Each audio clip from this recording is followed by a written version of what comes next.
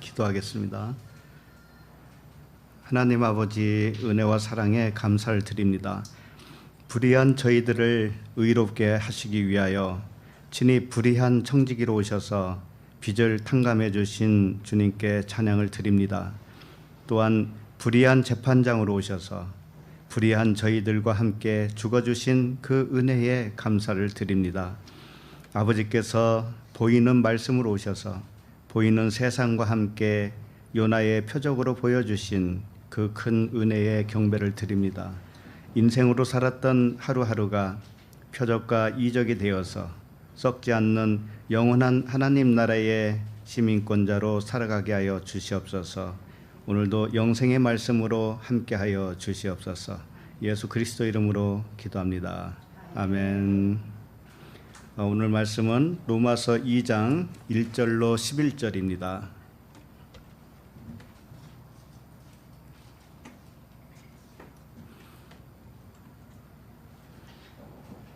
로마서 2장 1절로 11절.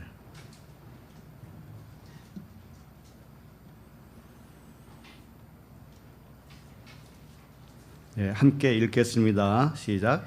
그러므로 남을 판단하는 사람아, 누구를 막론하고 내가 핑계하지 못할 것은 남을 판단하는 것으로 내가 너를 정죄함이니 판단하는 내가 같은 일을 행함이니라. 이런 일을 행하는 자에게 하나님의 심판이 진리대로 되는 줄 우리가 아노라.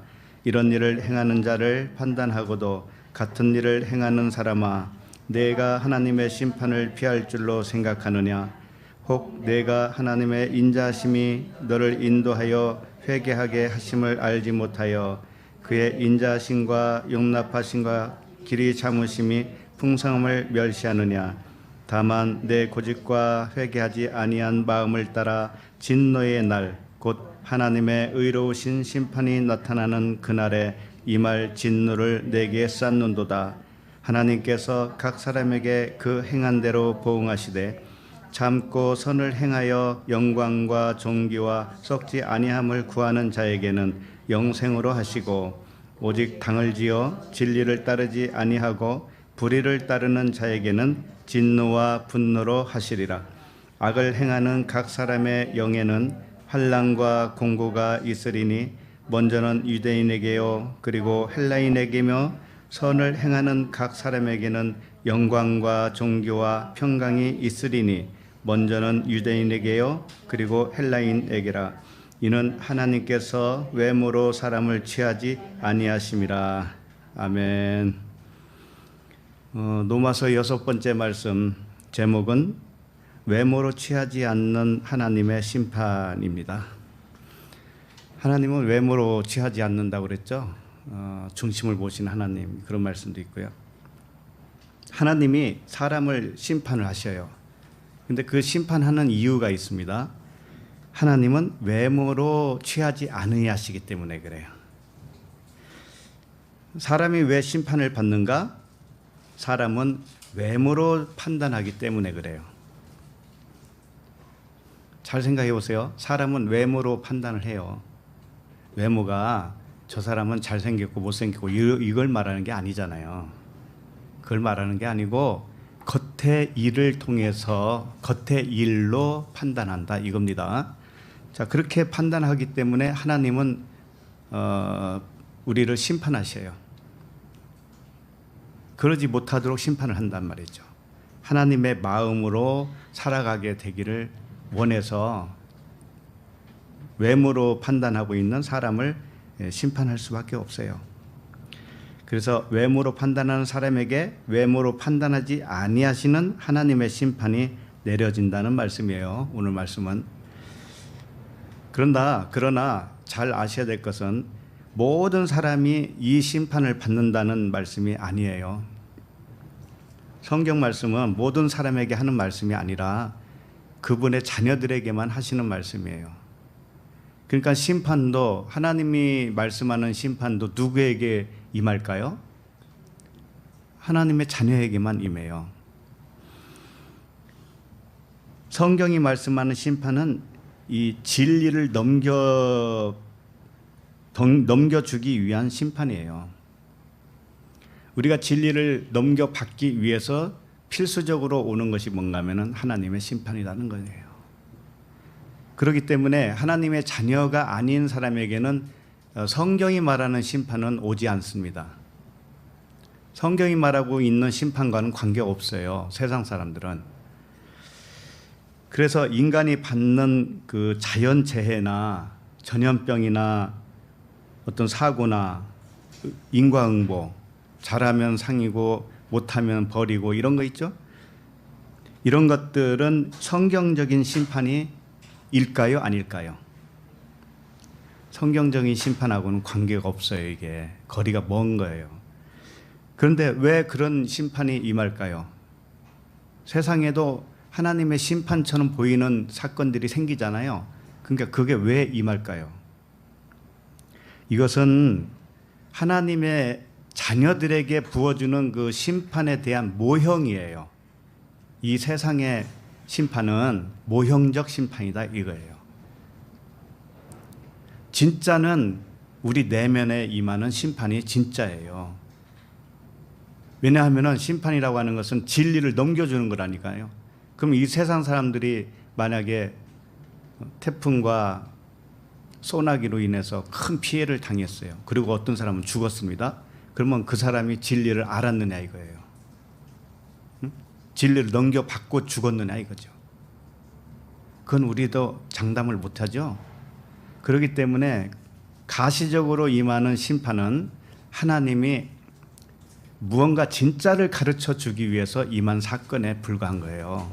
그렇게 안 보면 이 세상에 일어나는 모든 것을 하나님이 진리로 심판하는 것처럼 착각할 수가 있는데 그게 아니에요. 진리의 심판은 우리 하나님의 자녀들에게만 임합니다. 예. 자, 오늘 말씀도 보기 전에 지난주까지 살펴본 말씀을 잠깐 상기를 해보는 게 좋겠습니다. 그래야 길을 잃지 않아요. 불의로 진리를 막는 사람들에게 하나님의 진노가 나타난다고 말씀하셨고요. 이 불의라고 하는 의미는 뭔가요? 불의. 하나님의 의를 알려주려고, 하나님의 진짜 의를 알려주려고 창조된 피조물을 의미한다고 그랬어요. 눈에 보이는 모든 피조물은 하나님의 진짜 의를 가르쳐 주기 위해서 왔기 때문에 그것을 불의라고 그래요. 그래서 불의로 진리를 맡고 있는 사람의 영적 상태를 대표적으로 지난주에 우리 살펴봤잖아요.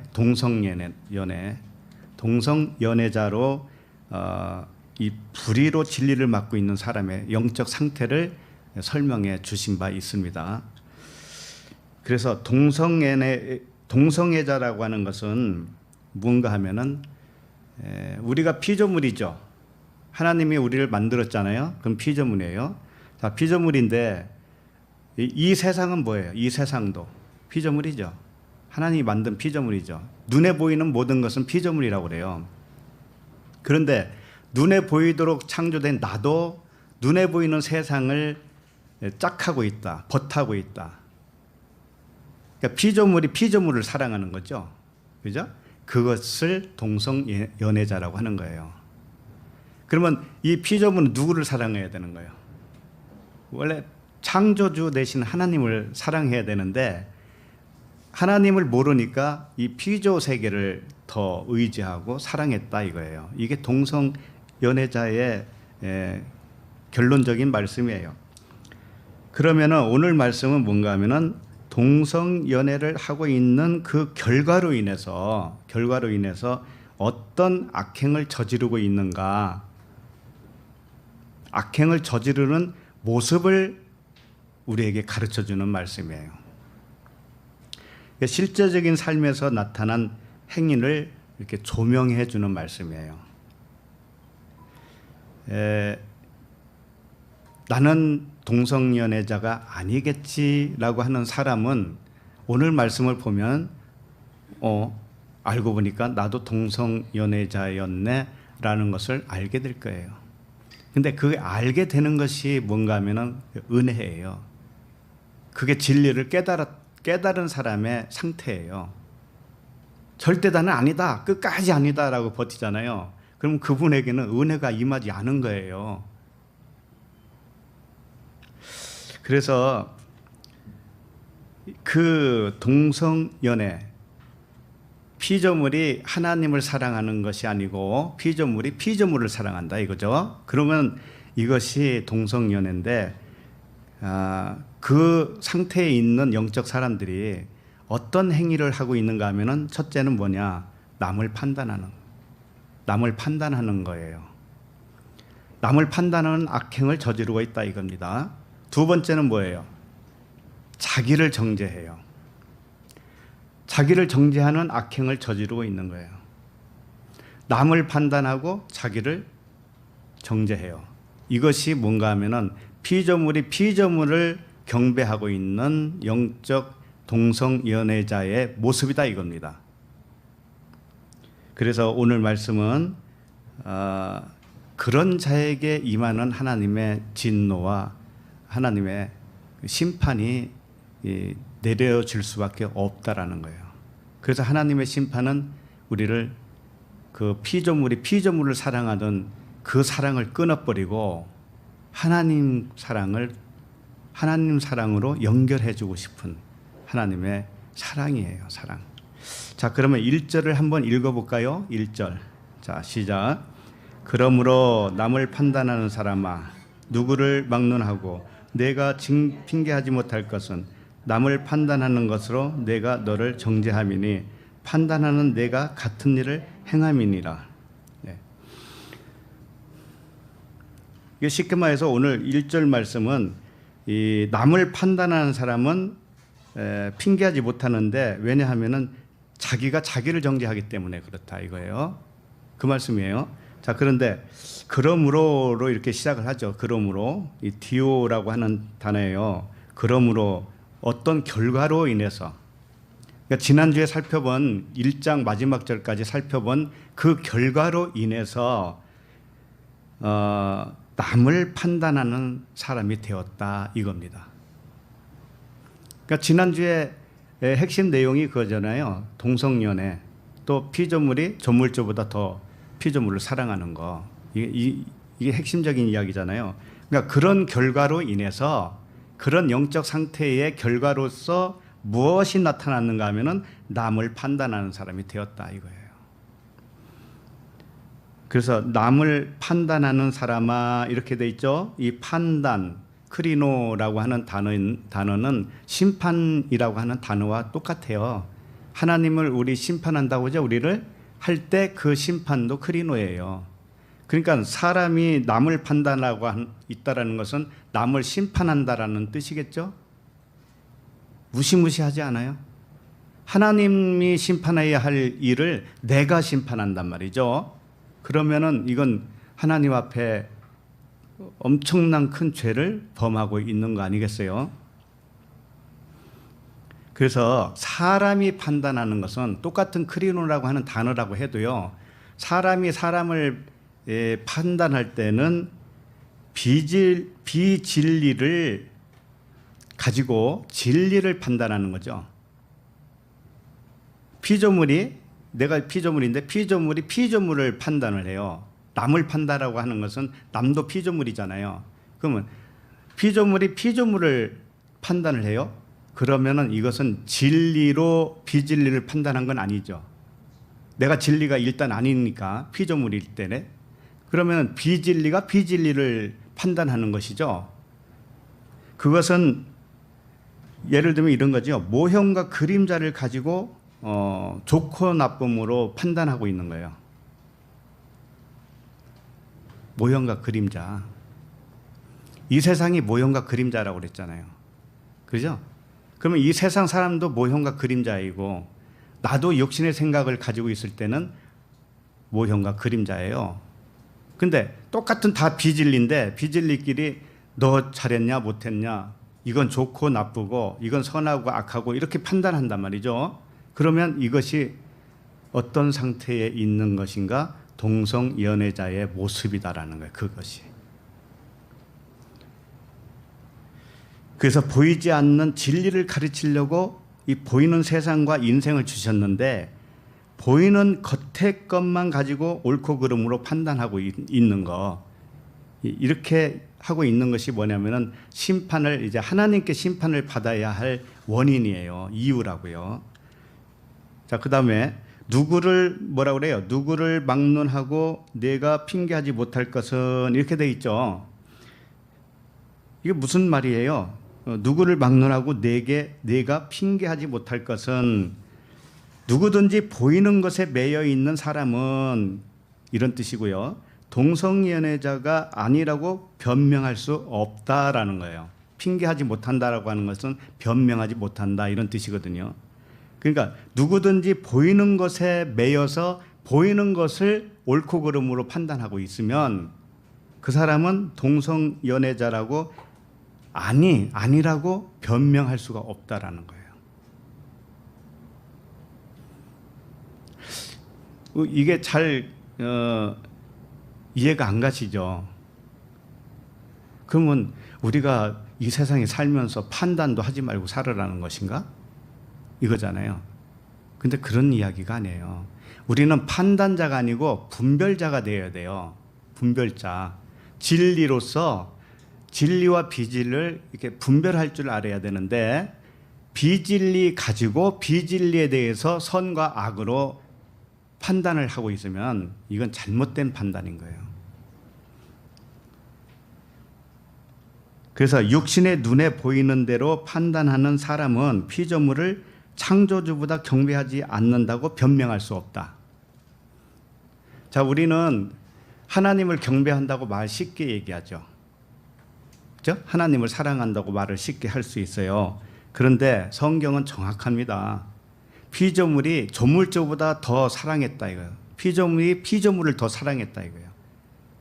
그러면 우리 자신들을 한번 생각해 봐요. 내가 하나님을 사랑한 것이에요? 피조물을 더 사랑한 거예요?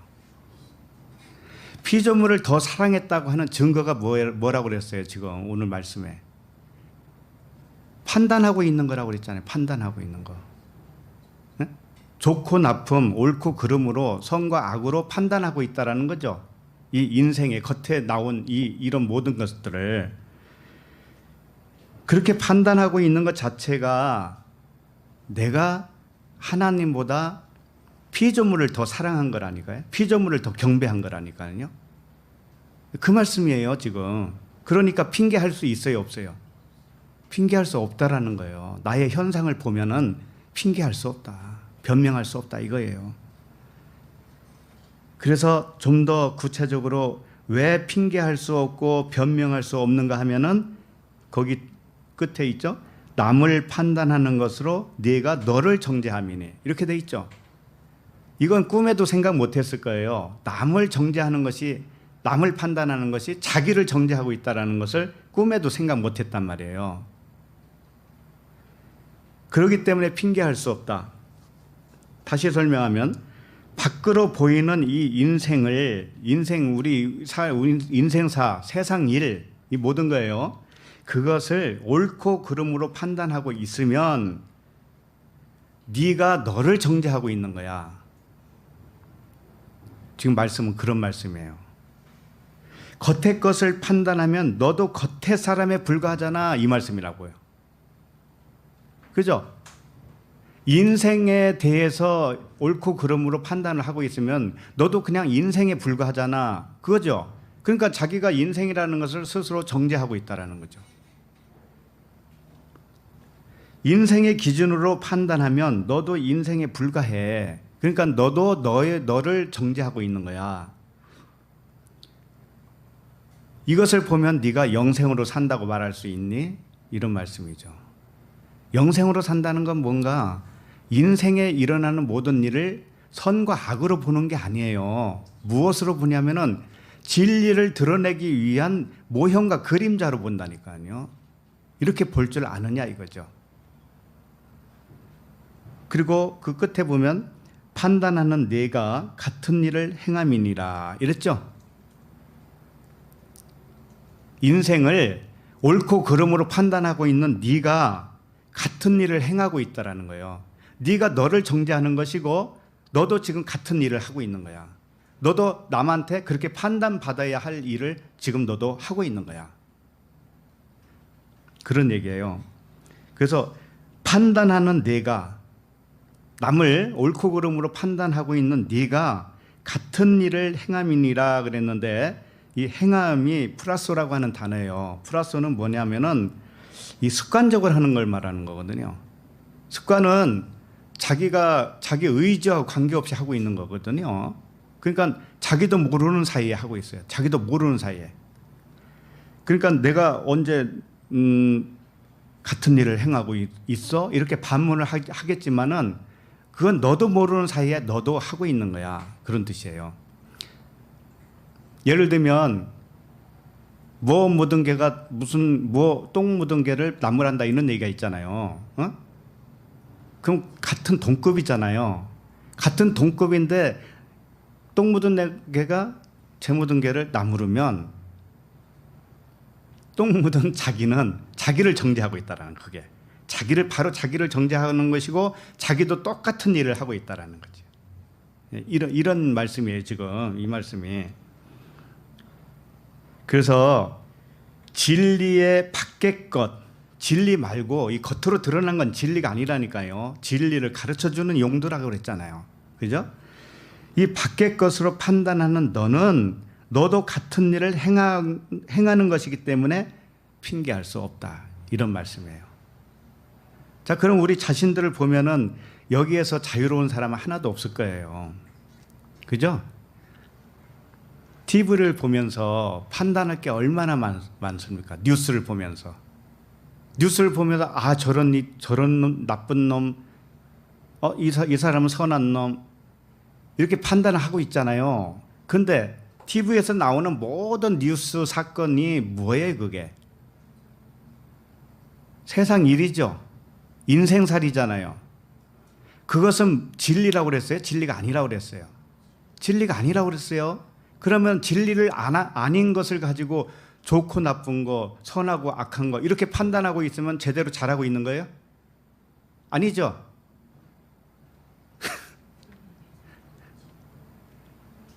아니, 뉴스를 보면서 이건 나쁜 놈, 저는 나쁜 놈, 이건 선한 놈, 이렇게 나도 모르는 사이에 그렇게 판단을 해요, 안 해요?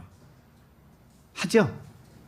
그러면 그것이 뭔가 하면 자기를 정죄하는 것이라는 거예요. 자기를 정죄하는 것이고 너도 TV에 나오는 그 사람들하고 똑같은 거야. 이걸 말해주는 거라고 지금. 자, 그러면은 어떻게 해야 되겠어요, 도대체가?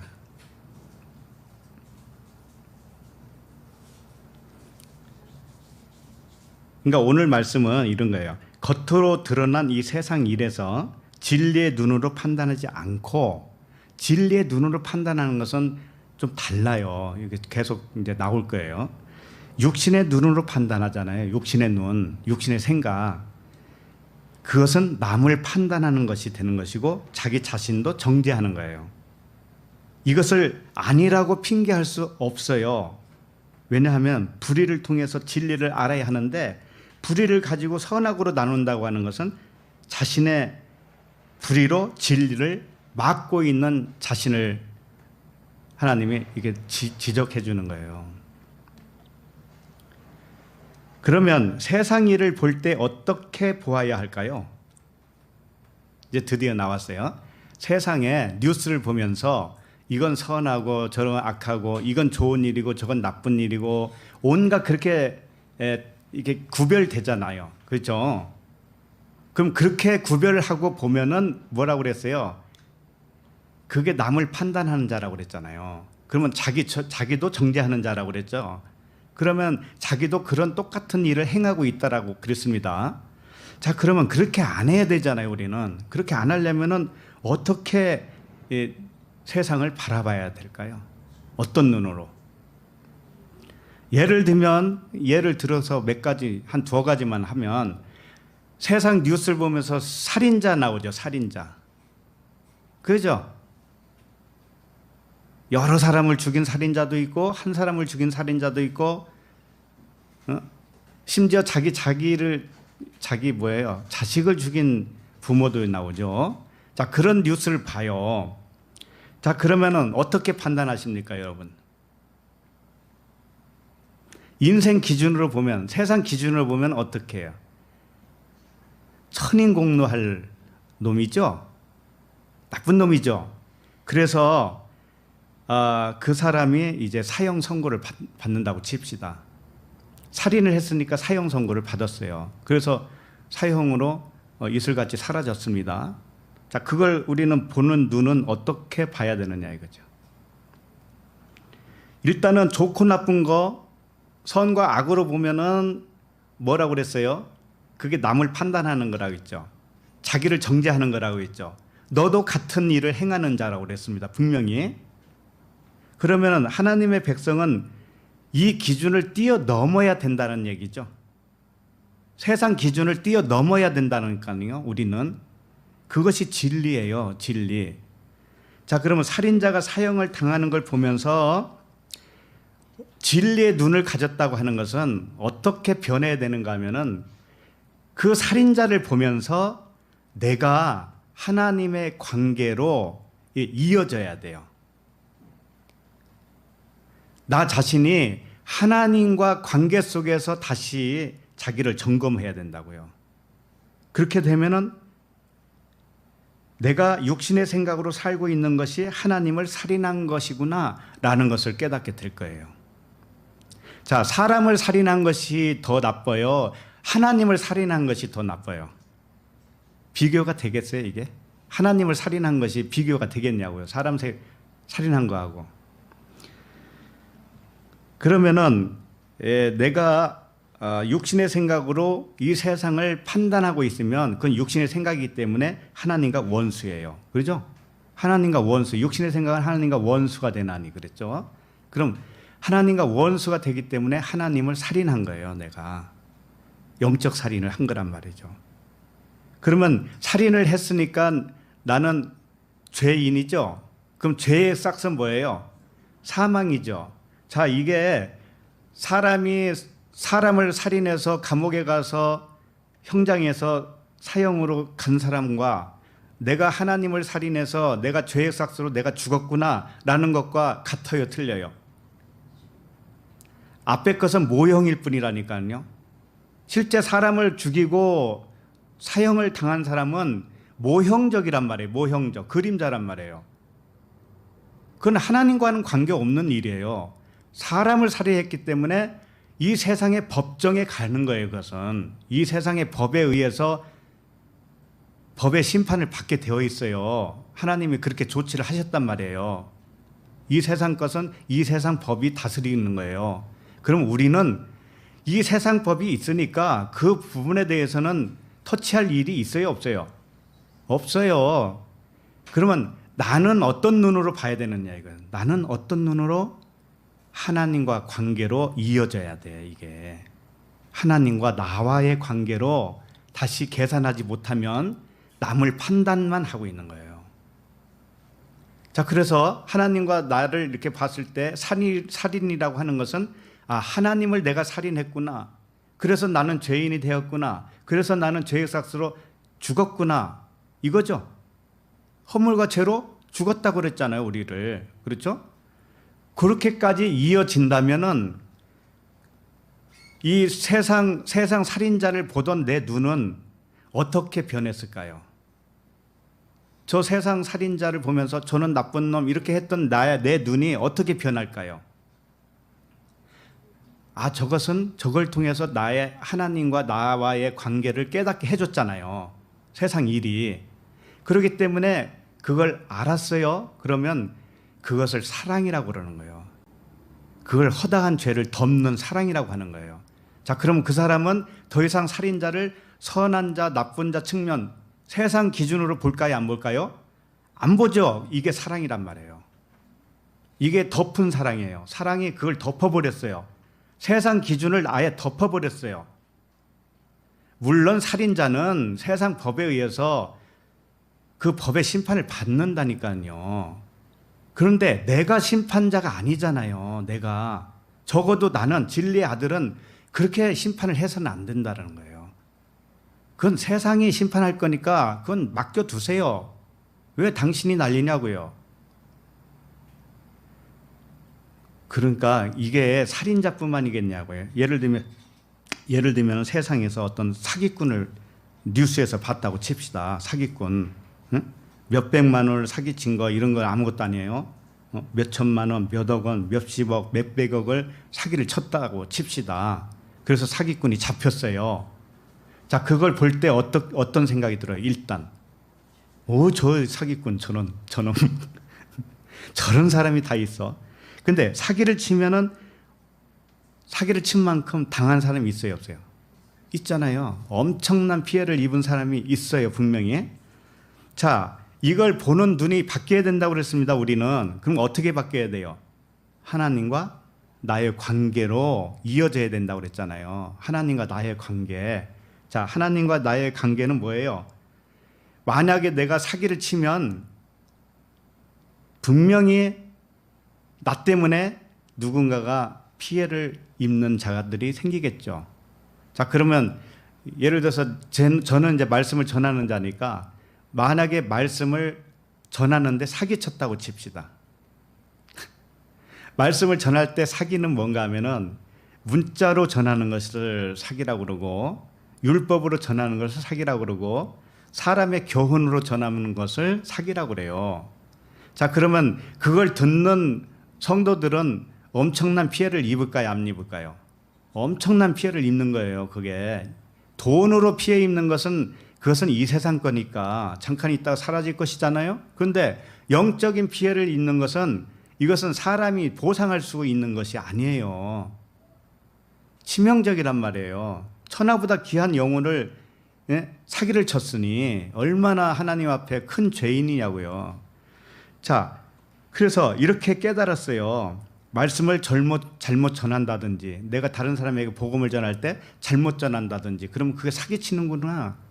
그것은 사기치는 것이고 사기를 치는 나 때문에 피해를 입는 상대방이 있었겠구나. 이런 눈으로 보게 되지 않겠어요? 자, 그런 눈으로 보면은 실질적인 그 살인자 뉴스에서 보는 살인자를 사랑한 거예요, 안 한 거예요? 사랑한 거란 말이에요. 그 덮어버렸단 말이에요. 이제는 하나님과 나 사이로 이것이 해결돼 버렸기 때문에 그 일이 나에게는 은혜가 됐단 말이죠. 그죠? 하나님은 이 세상을 그렇게 사용하는 거예요. 동성연애자도 역시 마찬가지라고 그랬잖아요. 이와 같이 겉으로 나타난 이 불의한 세계, 불의한 것으로 진리를 깨닫게 되었다면 그 사람은 사랑으로 허다한 죄를 덮은 거라고요. 그러니까 사람 살인자, 사람 사기꾼을 사랑한 거예요. 그게 허다한 죄를 덮은 거라고요. 그 영적 진리를 깨닫지 못하면 그냥 판단자만, 내가 판단자로 남아 있는 거고요. 오늘 말씀은 그 부분을 지금 전하고 싶은 거죠. 그래서 이와 같이 인생에서 일어나는 모든 겉의 현상을 사랑의 눈으로 보게 되시기를 바랍니다. 이게 쉽지 않아요. 그래서 아멘도 안 나오잖아요. 자, 그러면 2절을 읽겠습니다. 2절 시작. 이런 일을 행하는 자에게 하나님의 심판이 진리대로 되는 줄 우리가 아노니. 자, 이런 일을 행하는 자는 지금 계속 설명을 해왔어요. 남을 판단하는 자, 겉의 것으로 겉의 것을 판단하는 거예요. 겉의 것을 볼 때 진리로 하나님과 나 사이를 생각하지 않고 겉의 것만 가지고 남을 판단하고 있어요. 야, 이런 일을 행하는 자, 이런 일을 행하는 자에게 하나님의 심판이 진리대로 되는 줄 우리가 안다 이거죠. 자, 이런 일을 행하는 자, 진리를 가르치려고 나타난 이 세상 일을 진리는 알지 못한 채 세상 관점으로만 판단하고 자기도 정죄하고 있는 그런 자에게 하나님이 그냥 놔두겠어요? 진리를 가르쳐야 되잖아, 하나님은. 그죠? 그래서 하나님의 심판이 진리대로 되는 줄 우리가 안다. 그건 무슨 뜻이냐면은 그런 불의한 자를 심판을 내려서 지옥에 쳐넣는다 이런 말씀이 아니에요. 이 말씀이. 하나님의 심판이 진리대로 된다라고 하는 뜻은 이런 나쁜 놈 해서 심판을 내려서 지옥에다 집어넣는다 그런 뜻이 아니란 말이에요. 그럼 뭐냐? 자신이 이렇게 불의한 자라고 탄론한 사람에게 이제 드디어 알았잖아요. 내가 겉의 것으로 남을 판단하고 있으면 자기를 정죄하는 것이고 자기도 똑같은 일을 행하는 자다라고 분명히 말씀을 해 주셨습니다. 이것을 깨닫는 자는 그 자체가 심판을 받은 거예요. 그 자체가 심판을 받은 거라고요. 자, 그러면 하나님이 말씀하는 심판과 세상에서 말하는 심판이 같아요, 틀려요? 틀리죠? 네. 우리가 내가 겉의 것으로만 판단하고 인생의 문제로만 세상 가치관으로 판단하고 있는 내가 나를 정죄하는 것이고 나도 똑같이 그런 일을 하는 것이다 라는 것을 지금 이 순간 깨달았다면 하나님의 심판이 나에게 진리로 임했다라는 거예요. 진리로. 그 심판은 진리의 심판이기 때문에 그래요. 하나님의 심판으로 진리를 보게 되었다. 하나님의 진리를 듣게 되었다. 이런 거예요. 그런데 아직도 그게 무슨 뭐 대단한 일이야 라고 하면서 여전히 뉴스 보면서 판단만 하고 있어요. 내가 판단자가 되어 있어요. 그러면 그 사람은 하나님과 내 사이가 그렇다라는 것을 인정을 못하는 거죠. 그렇기 때문에 그 사람에게는 아직 심판이 임하지 않은 거예요. 심판이라고 하는 것은 하나님의 심판을 나에게 나타내시면 반드시 내가 진리를 깨닫게 되는 거예요. 진리를. 진리의 심판이에요. 그래서 보이는 일에서 보이지 않는 진리가 드러나게 하는 것, 눈으로 보던 것을 보이지 않는 하나님의 사랑을 마음으로 보는 거. 이제는 눈으로 판단했던 것을 이제는 마음으로 분별하게 되어 있는 것. 그것이 보이지 않는 하나님의 사랑을 마음으로 보게 되었다. 그러니까 이 심판이라고 하는 것은, 하나님의 심판이라고 하는 것은 계시를 말하는 거예요. 계시. 내 눈을 열어주셔서 진리를 보게 하신 것이에요. 그러니까 이 심판이 분명히 있어야 돼요? 없어야 돼요? 반드시 있어야 되는 거예요. 이 심판이 없으면 계속적으로 나는 이 세상을 보면서 판단자 입장에서 있는 거예요. 판단자 입장에서. 이것이 기독교 역사상 지금까지 그래왔다라는 거 이해하세요? 네? 하나님을 만만하게 보시면은 그냥 대충 살아도 되지 뭐 이렇게 생각을 해요. 그게 아니에요. 세상은 그림자라니까요. 그림자. 세메이온 표적이라고 말해요. 표적. 증인이라고 말해요. 증인. 증언으로 온 이 세상을 갖다가 증언으로 내세운 하나님을 알지 못하면 그 증언을 사랑해요. 증언자를 갖다가 더 경배한다고요. 하나님보다. 그러면 그게 남을 판단하는 자가 되는 거예요. 자기도 정죄하고 자기도 그런 일을 하고 있는 거예요. 그래서 심판을 받아야 되는 것이죠. 자, 그러면 3절을 읽겠습니다. 3절 시작. 이런 일을 행하는 자를 판단하고도 같은 일을 행하는 사람아, 내가 하나님의 심판을 피할 줄로 생각하느냐? 네. 이런 일을 행하는 자를 판단한다라고 하는 것은 뭐예요? 피차 일반인 그런 동급인 사람끼리 서로를 판단하는 거죠. 그죠? 드러난 인생의 어떤 일들을 내가 눈으로 판단하고 세상 가치관으로 판단하죠? 그러면 그 사람도 나를 그렇게 판단하는 거예요. 그 사람도. 똑같아요. 그래서 이런 일을 행하는 자를 판단하고도 같은 일을 행하는 사람아. 내가 겉의 것으로 판단하잖아요. 그러면 자기도 겉의 것으로 판단하는 자니까 똑같은 일을 행하는 자예요. 그래서 네가 하나님의 심판을 피할 줄로 생각하느냐? 그랬죠.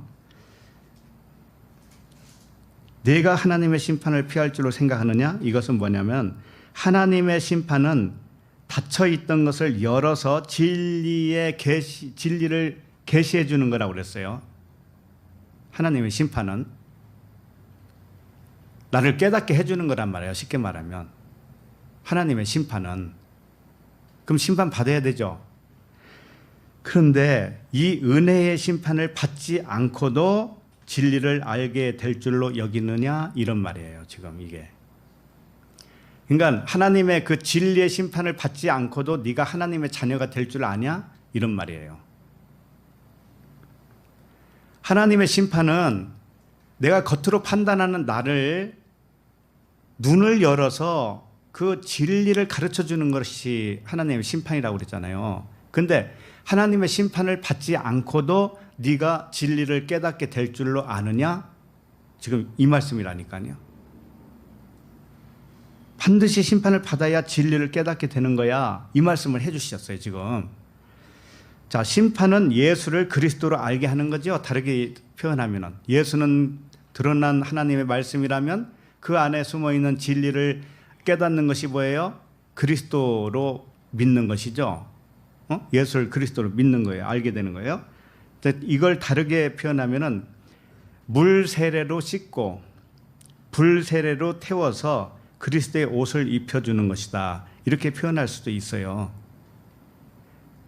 물 세례, 애굽에서 나올 때 물 세례를 받죠. 홍해 세례, 홍해. 그건 씻는 거예요. 씻는 거. 씻고 불 세례는 뭐예요? 요단강 건너갈 때 다 태우는 거예요. 태우는 거. 왜 불 세례라고 했냐면 태우는 거기 때문에 그래요. 불순물을 다 태워요. 태워서 결국은 뭐냐? 안식을 주는 것이 뭐냐? 그리스도의 옷을 입혀주는 것이거든요. 그래서 이 심판은 단 일회성으로 되는 게 아니에요. 이미 우리가 다 살펴본 바가 있지만 애굽에서 광야로, 광야에서 가나안까지 이 여정이 있잖아요. 심판이 이와 같다라는 거예요. 이와 같다. 근데 그 과정을 가기 싫어해요. 사람은. 가기 싫고 그 심판을 안 받고 되고 싶은 마음이 있는 거예요. 응? 심판을 안 받고 자기가 완성이 되고 싶은 마음이 있다고요. 그러니까 지금 말씀이 무슨 말씀이냐면 그것을 피하려고 하지 말아라 그런 거예요. 네가 하나님의 심판을 피할 줄로 여기지 말아라 이거죠. 반드시 너에게 임하는 심판은 전부 있어야 돼. 애굽에서 시작해서 가나안까지 가는 그 여정의 심판들이 너에게 다 임해야 네 눈이 활짝 열리고 귀가 밝아져서 하나님같이 되는 거야. 이 말씀을 해 주시는 거예요. 그래서 심판은 3일길로 설명을 하잖아요. 심판이 3일길로 설명하는 거예요. 첫째 날은 귀신을 쫓고, 둘째 날은 병자를 고치고, 셋째 날은 십자가에서 완전히 죽어서 완전케 되는 거예요. 이렇게 심판은 또한 어떻게 나오는가 하면은 7의 언약으로 나오는 거예요. 처음에는 예수는 그리스도로 나온다고 했죠. 예수를 그리스도로 알게 한다고 그랬죠. 이거 심판이라고 그랬어요. 근데 또 3일길로 한다고 하면은 귀신을 쫓고 병자를 고치고 십자가에서 완전히 죽여서 1세대를 죽인단 말이죠. 이렇게 3일길. 예? 이렇게 표현할 수도 있고, 그 다음에 7날의 언약으로 표현할 수도 있다. 7날의 언약. 7번의 어떤 그 거치는 심판이 있다라는 말이에요. 다르게 말하면 7번의 심판이 있다라는 말이에요. 계시록에 보면 7 대접 또 뭐가 있어요? 응? 7 가지가 이게 몇 번 나오잖아요. 3번 나오죠? 네. 그렇게 해서 7번의 심판이 뭐냐면 7 언약이 갱신되는 거예요. 이게 7 언약으로 세워지는 거예요. 이게 7번. 그래서 이와 같은 진리의 심판을 피해서 어떻게 하늘의 아버지의 아들이 될 수 있단 말이냐, 이렇게 생각하지 말아라 이거예요. 그러니까 우리들도 날마다 심판받는 거예요. 날마다 심판받는 게 뭔가 하면은 겉의 것으로는 죽고 안의 것으로 진리로 세워지는 거예요. 날마다. 그러니까 날마다 죽노라 그러잖아요. 사도 바울이 날마다 죽노라. 날마다 죽노라가 뭐예요? 심판을 받았으니까 죽는 거잖아요. 코테커스는 죽는 거예요. 인생으로는 죽는 거죠. 그리고 그걸 진리로 깨닫는 거예요. 그만큼 진리로 매일매일 깨닫는 거예요. 하나님과 그게 교통이에요. 자, 그러면 4절을 읽겠습니다. 4절 시작. 혹 내가 하나님의 인자하심이 너를 인도하여 회개하게 하심을 알지 못하여 그의 인자하심과 용납하심과 같이 참으심이 풍성함을 멸시하느냐. 이제 이 말씀은 뭐냐면은 하나님은 인자하시고 용납하시고 길이 참으시는 분인데 그 풍성함이 얼마나 큰데 너는 그것을 멸시하느냐, 이런 뜻이에요. 자, 그러니까 어떤 과정이 있다라는 얘기죠. 쉽게 말하면 우리를 영적 자녀로서 그러니까 장성한 자로, 그리스도의 장성한 자까지 이르게 하는 데는 하나님이 우리를 이렇게 아이를 키워서 어른이 될 때까지 어머니가 너 왜 이렇게 빨리 안 커? 그러고 주워박으면 어떻게 되겠어요? 매일같이 아침에 일어나가지고 야, 어제 키나 오늘 키나 뭐 별 차이도 없다. 너 왜 이렇게 안 크냐? 그러면서 구박하고 주워박으면 되겠느냐고요. 그런데 그 성인 아이와 같은 그 아이는 하루아침에 빨리 되고 싶은 거예요. 한 번으로 되고 싶은 거예요. 한 방으로 되고 싶은 거예요. 그러면 그렇게 길이 참으면서 하나님이 인도하신 그 하나님을 멸시하는 거 아니냐 이거죠. 하나님을 너를 얼만큼 용납하고 너를 얼만큼 참아줬는데 너는 어떻게 한 방에 되려고 그러냐? 그러니까 하나님을 멸시하는 거 아니냐 그런 거죠. 위에서 살펴본 것 같이 3일 예수는 그리스도 3일길 7날의 언약이 있는데 그 방식대로 이끌어 가는데 너는 어떻게 한 방에 되려고 그러니? 한 번에. 책 한 번 읽어보고선 다 끝났다 그러고 은혜 한 번 받으면 아이고 나 자유 얻었네 다 끝났다 그러고 어찌 그렇게 하냐? 그건 하나님을 멸시하는 거 아니냐 이거예요. 자, 오늘 그 4절 말씀을 보시면 이게 원문을 보시면은 문장이 좀 바뀌어 있어요.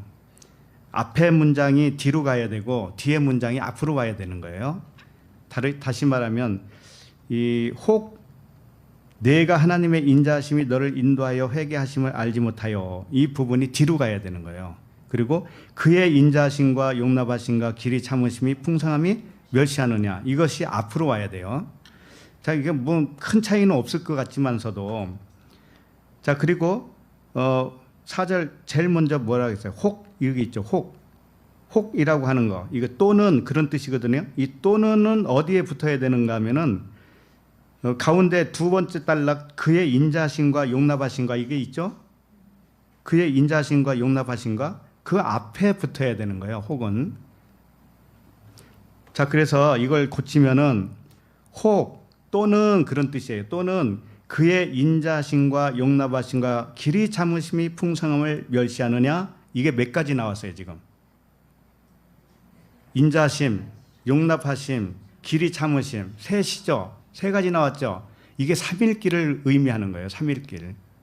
하나님은 이 삼일길의 방식으로 너를 인도했는데 너는 어떻게 경멸하느냐, 하나님을 멸시하느냐, 이 방식을 뛰어넘으려고 하느냐 이거죠. 그래서 삼일길로 임하는 진리의 심판을 피할 줄로 생각하느냐 이거예요. 첫 번째 인자하심이라고 하는 것은 무슨 뜻이냐면은 이 진리를 공급한다라는 거예요. 어떤 필요를 공급한다라고 하는 것이 인자하심이에요. 그러니까 제일 먼저 애굽에서부터 이스라엘 백성을 이렇게 빼내기 시작하죠. 인도를 하시죠. 그러니까 애굽에서 우리들을 살려주세요. 애굽에 있는 이스라엘 백성들이 외친단 말이에요. 그 외침이 왜 일어났는가 하면은 그때부터 진리가 들어가기 시작했기 때문에 그래요. 진리가 조금씩 들어오니까 이 사람들이 이제 눈이 떠졌죠. 그러니까는 애굽의 바로 밑에 있으면 안 되겠다라는 것을 이제 깨닫게 되었죠. 그러니까 나를 꺼내주세요. 나를 구원해주세요. 이게 첫 번째란 말이죠. 그 다음에 두 번째 용납하심이죠. 용납하심. 용납하심이 뭐냐면은 인내라는 용서라는 의미예요. 용서. 쉽게 말하면 용납은 광야 40년을 의미해요. 광야 40년이 기간으로 보면 엄청 길죠. 이때 하나님은 용납을 했다라는 거예요. 40년의 용서를 했다라는 거예요. 40년 동안. 우리들도 하나님이 이 용납하심이 없으면은요, 하루아침에 그냥 죽어야 되는 거예요. 그러니까 누구나 예외 없이 하나님은 처음에 애굽에서 인자하심으로 진리를 공급해 주셔요. 그 다음에 광야로 빼내서는 어떻게 했냐면 용납을 해줘요. 용서를 해줘요. 거기서 그 옷을 씻는, 옷을 바꾸는, 세탁하는 그 기간으로 삼아주신단 말이에요. 40년 동안이나. 그 다음에 세 번째가 뭐예요? 길이 참으심이죠. 길이 참으심. 이게 오래 참았다 그런 뜻이고, 세 번째가 가나안에 들어간 거죠. 가나안. 그러죠? 가나안에서도 이 안식이 들 때까지는 무슨 일이 있어야 되는가 하면은 가나안의 족속들과 전쟁을 해요. 전쟁을. 그런 전쟁을 치른 다음에 나중에 기업을 분배받고 전쟁이 그쳤더라. 이렇게 끝난단 말이죠. 그러니까 이 모든 것이 인내예요. 인내. 하나님의 인내라고. 그러니까 하나님의 이 길이 참으심, 인내, 이것이 있어서 너를 완성하는 것인데 너는 그것을 무시하냐? 이거예요. 어떻게 한 번에 다 되려고 그러지? 이거예요.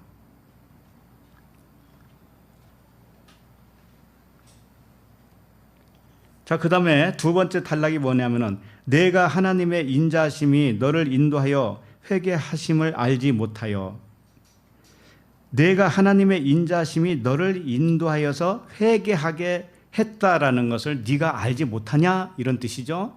자, 그러면은 바로 위에서 3일길로 인자하심, 용납하심, 길이 참으심으로 표현했습니다. 3일길로. 자, 그리고 나서 지금 끝에 단락이 뭔가 하면은 내가 하나님의 인자하심이 너를 인도하여 회개하게 이르는 거죠. 그러면 인자하심이 너를 인도하는 것은 뭐예요? 물세례란 말이에요. 물세례. 애굽에서 진리로 인도하여서 홍해를 건너서 광야로 나오게 하죠. 이게 물세례잖아요. 물세례. 물세례이고 진리로 인도하는 거예요. 그 다음에 회개하게 하심, 이게 뭐예요? 회개하게 하심. 이게 메타노이아, 땅에서 하늘로 돌이킨다는 뜻이에요. 회개라고 하는 것은 땅적인 마음에서 하늘의 마음으로 돌이키는 거예요. 회개는. 땅에서 땅으로 돌이키는 것은 회개가 아닙니다. 응? 땅에서 땅으로 돌이키는 거 있죠. 예를 들어서 술을 엄청 많이 먹는 주정뱅이가 끊었어. 그 술을 끊었어요. 그리고 착하게 살았네. 그건 뭐예요? 땅에서 땅으로 회개한 거예요. 그것은. 그런데 술을 끊고 이 사람이 진리를 깨달았어요. 그리고 새술을 먹어. 성령의 새술을 먹어. 하늘에 속한 진리의 마음으로 바뀌었어요. 이게 회개란 말이에요. 이게 회개. 이게 진짜 회개란 말이죠. 회개는 성령의 불세례를 의미하고요. 물세례로 홍해에서 물세례를 받았으면 요단강 건너가는 불세례가 회개란 말이죠. 성령 세례. 그러니까 지금 무슨 말을 하고 있는 거예요? 여기서 두 가지로 설명하고 있죠. 물세례, 불세례. 물세례는 예수는 그리스도라는 것을 알게 된 시작점이에요. 물세례는 예수가 그리스도라는 걸 알기 시작된 거. 그래서 완전히 그리스도로 바꿔지는 것이 뭔가 하면 성령 세례라고요. 불세례. 오늘도 우리에게 불세례를 주셔요. 그래서 그리스도의 말씀으로 내가 완전히 바뀌어지고 있는 거예요. 그러니까 내가 진리를 알았다, 몰랐다, 이게 기준이 뭘까요? 도대체가 기준이 뭐예요? 오늘 말씀으로 보면 남을 판단하고 있느냐 없느냐 이거잖아요. 세상을 겉의 것으로 보고 있느냐, 하나님이 진리를 가르쳐 주기 위해서 겉의 것을 나타낸 것으로 모형으로 보느냐, 이거죠.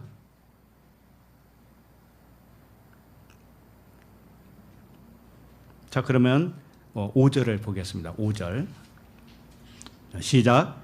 다만 내 고집과 회개하지 아니한 마음을 따라 진노의 날 곧 하나님의 의로우신 심판이 나타나는 그날에 임할 진노를 내게 쌓는도다. 네. 다만이라고 이제 시작되죠. 이 카타, 대 두 단어가 있어요. 카타, 뭐뭐 따라서, 대, 다만, 그러나 이런 뜻인데, 지금 여기서 다만이라고만 했지만은 두 단어예요. 카타, 대. 카타가 뭐예요? 위에서 말한 거, 지금 위에서 설명한 거를 따라서. 위에서 설명한 게 뭔가 하면은 남을 판단하는 거, 자기를 정죄하고 있는 거, 그리고 자기도 그 판단을 받는 자와 똑같은 일을 행하고 있는 자라는 것을 설명을 했잖아요. 그러니까 그 공식에 따라서, 또는 반대편으로 설명한 것은 하나님이 삼일길로 설명을 했죠. 그런 자를 심판 내리는데 삼일길로 심판하는 것이고, 일곱 언약으로 심판하는 것이고, 예수는 그리스도로 심판하는 것이고, 이게 공식이란 말이에요. 공식. 그러니까 다만이라고 했을 때는 그 공식에 따라서, 이런 뜻이에요. 공식에 따라서. 삼일길과 예수는 그리스도의 그 공식에 따라서 진노를 쌓는구나, 지금 이 말씀을 하고 있어요. 자, 공식이 없으면, 하나님의 선한 기준이 없다면 우리가 죄인이 될 수가 있어요? 없어요? 죄인이 될 수가 없죠. 근데 세상 사람들이 말하는 죄라고 하는 개념과 하나님이 우리에게 알려주시는 죄의 개념은 다르단 말이에요. 하나님이 우리에게 알려주신 죄의 개념은 뭐냐면 예수를 그리스도로 못 보는 거죠. 이 세상을 진리로 못 보는 거죠. 이게 죄라니까요. 그래서 그것을 열어주기 위해서 하나님의 심판이 임하는 것이죠. 그러니까 그 공식에 준해서 반대편에서 죄를 쌓고 있는 거예요. 죄를 쌓고 있다라고, 진노를 쌓고 있다라는 것은 뭐냐면은 아직 예수가 그리스도로 되지 않은 것이고, 삼일길로 이렇게 심판을 받지 않은 것이고, 그런 상태예요. 그런 상태, 그렇게 공식에 따라서 진노를 이렇게 쌓고 있는 모습. 그래서 하나님의 심판이 내려지는 것은 하나님의 공식대로 하셔요. 근데 이 공식에 맞춰서 진노를 또 쌓아져야 되는 거예요. 공식에 맞춰서 진노가 쌓아져야 된다고요.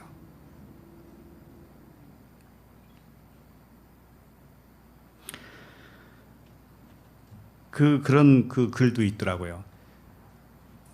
새들 있잖아요. 새들이 자기 그 집을 짓잖아요.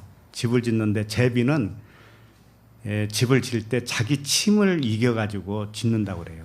자기 몸에서 나온 침을 가지고. 또 뭐더라, 어떤 새든가 하여튼 자기 몸을 다 불살라요. 자기 몸에 있는 진액을 다 빼서 그 집을 짓는다고요. 근데 그 집을 지어놓고서 사는 기간은 불과 몇 개월밖에 안 돼요. 그럼 몇 개월 지나잖아요. 그 집은 미련 없이 버려요. 자기 목숨을 다해서 지어놓은 집을 불과 몇 개월 살고 나서 그 지나니까 그걸 과감없이 버린단 말이에요. 짐승도 그런단 말이에요. 짐승도. 그럼 우리도 인생이라고 하는 집을 지었을 거 아니에요. 지금까지 율법의 집을 지었을 거 아니에요. 그거 언제까지만 필요한 거예요? 진리를 깨달을 때까지잖아요. 응? 영생을 받았을 때까지만이죠. 그러면 과감하게 버리는 거 아니겠어요? 과감하게 안 버렸다고 하는 증거가 뭐냐면은 과거 것으로 계속 판단하고 있는 거예요. 과거 것으로만 계속 판단을 하고 있어요. 인생으로만 판단해. 세상 기준으로 판단해. 율법으로 판단해. 그러면은 그 사람은 아직 그 율법의 성전을 버리지 못한 거예요. 그 집을 버리지 못했다고. 새들을 통해서도 이걸 가르쳐주고 있는데 어찌 사람만 그렇게 못하냐고요. 사람만. 그래서 그걸 고집이라고 하는 거예요. 그걸 고집이라고 하는 거예요. 그래서 내 고집과 회개하지 아니한 마음을 따라서 진노가 임하는 거예요. 이 고집과, 이게 지금 둘씩 나왔다고 하는 것을 알 거예요. 내 고집과 회개하지 아니한 마음, 이게 두 가지 있죠? 그죠?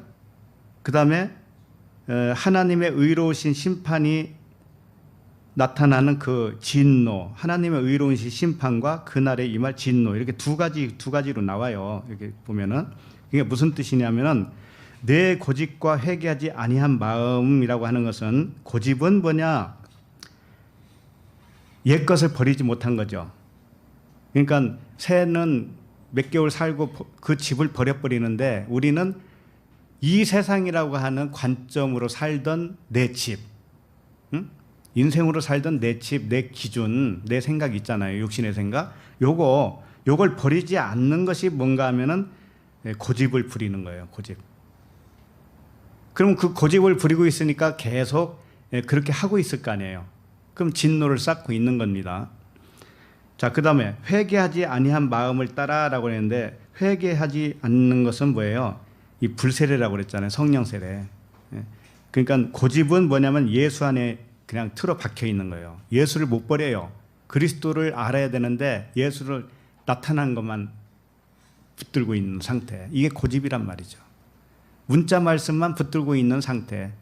보이는 이 세상만 붙들고 있는 거. 이것이 뭐예요? 고집. 예수란 말이에요. 예수. 그 다음에 회개하지 아니한 마음을 뭐라고 그러는 거예요? 그게 불세례. 불세례 받지 못한 거. 그러니까 그리스도로 아직 이렇게 변화되지 못한 거. 이거란 말이에요. 이렇게 물세례를 거부하고 불세례를 거부하는 것, 이것이 뭐냐면은 진노를 쌓는 거라고요. 쌓는 모습이란 말이죠.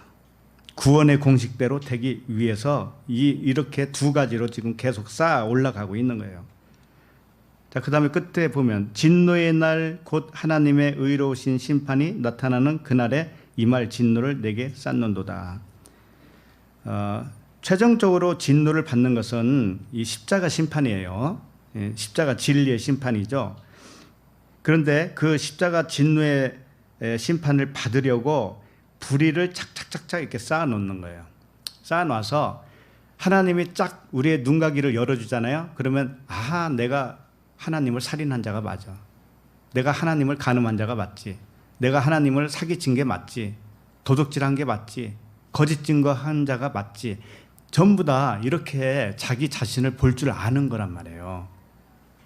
그러면 그 사람에게는 진노가 나타난 거죠. 그 쌓아놨던 진노가 나타난 것이고 하나님의 심판이 부어진 거예요. 그러면 그게 좋은 거예요. 그게. 그러니까 잘 생각해 보세요. 하나님이 우리에게 뭐라고 하냐면 너희들이 진노를 쌓아야 되는 거야 이거예요. 오히려 진노를 쌓아야 돼. 근데 그 진노는 어떤 공식적으로 하나님이 가지고 있는 그 공식에 입각해서 맞는 진노해야 돼. 이런 거예요. 예를 들면 아버지가 자녀들에게 어떤 기준을 줬다고 칩시다. 너 집에 들어오려면 저녁 8시까지 들어와야 되고 밥은 3끼 먹어야 되고 들어오면 목욕해야 되고 또 공부는 몇 시간 해야 되고 이런 거 다 기준을 줬다고 칩시다. 그럼 기준에 맞춰서 되고 안 되고의 문제가 되는 것이죠. 예를 들어서 공부 1시간을 하라겠는데 안 했어요. 그러면은 아버지의 그 명령에 저촉이 되는 것이죠. 그럼 진노를 쌓은 거예요, 그게. 자, 그런데 아버지가 얘기하지 않은 거 있어요. 응? 아버지가 요구하지도 않은 거에 대해서 예를 들어서 그 자녀들이 잘못했어요. 그러면은 아버지가 기준으로 제시 안 했기 때문에 그 부분은 아버지가 노할 일이에요, 안 노할 일이에요? 노할 일이 아니죠. 그와 같다니까 지금 이 말씀이. 예를 들면은 자녀들에게 공부 귀가 시간 이런 거 다 줬는데 방에서 좀 떠들었어. 방에서 떠들고 음악 크게 틀어놓고 그랬어요. 그럼 그거 진노의 대상이에요, 아니에요? 아니잖아요. 예를 들어서 하는 얘기예요, 지금. 그와 같이 하나님의 기준이 있단 말이에요. 하나님이 죄라고 하는 기준이 있어요. 죄가 뭔가? 죄가 뭐예요? 예수를 그리스도로 못 보는 거죠. 이 세상을 진리로 볼 줄 모르는 것이 죄라니까요. 이 세상을 진리로 환산할 줄 모른다니까요. 하나님과 나 사이 관계로 계산할 줄 몰라요. 그렇게 되면은 세상만 판단하는 거 있죠. 그러면 자기를 정죄하는 거라니까요, 그게. 그리고 자기 자신도 그렇게 행하고 있는 거라니까요. 이게 하나님의 기준이에요. 하나님의 기준과 사람의 기준은 엄청난 차이가 나는 거예요. 이걸 모르면 헛소리만 하는 거예요.